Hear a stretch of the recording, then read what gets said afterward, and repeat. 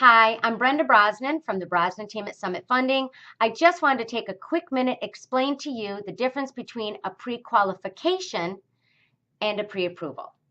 So a pre-qualification is when you call somebody, they pull your credit, they ask you a line of questions that help them understand what's your income, your gross monthly income, what kind of debt you have, how long have you been on your job, and a couple other things about your assets or down payment availability or what you want to put down in a house.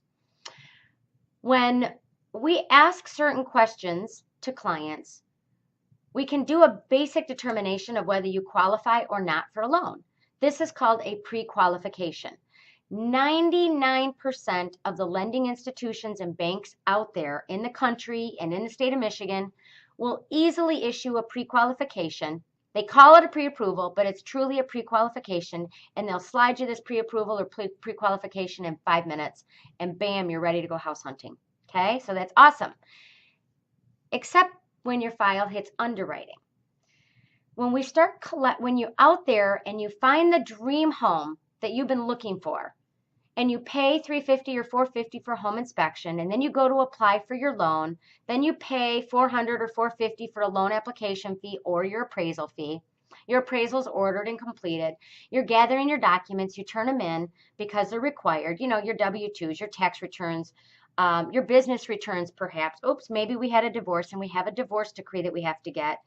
And child support forgot to get asked about or didn't get mentioned, or alimony, or there's some other business loss on your tax returns. There's so many things that can come up. That is when your file starts having little surprises, is when it hits underwriting. This is when files get delayed. This is when loans don't close on time, and this is when people can lose the home of their dreams because they can't meet a contract date. So a pre-approval, however, is just doing a lot of that paperwork up front in advance if you have time, because it's imperative to try and get those underwriting little documentation snafus taken care of before you even find your dream home. Okay? The biggest challenge in lending today is the documentation, the paperwork. It's not because your credit scores, because you could have an 820 credit score, you could make a lot of money, you could have a 50% down payment and have a lot of money still sitting in the bank left over.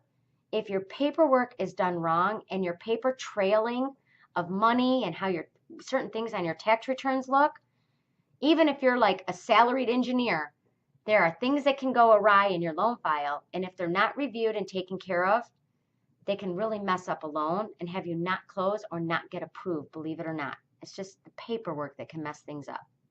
So a pre-approval is when someone that's qualified has reviewed all of your pay stubs, W-2s, tax returns, bankruptcy papers, double check to see if you had a foreclosure or short sale and see when it went into foreclosure or short sale, and have somebody that's qualified to fully review all of those, like an underwriter. The good news about me and my team, I was an underwriter. So when I review your documents, it's kind of like having an underwriter review them because I have the experience of a true underwriter. My track record is that I've never had a loan declined. We don't do surprises, and we do not close loans late. Okay? So when you get a pre-approval versus a pre-qualification, there's verbiage that can indicate that you have had all of your documents reviewed. A pre-qualification from a big lending institution or a bank that you got in 5 minutes over the phone does not indicate this. When you have that verbiage, it can really help when you're negotiating for your new home.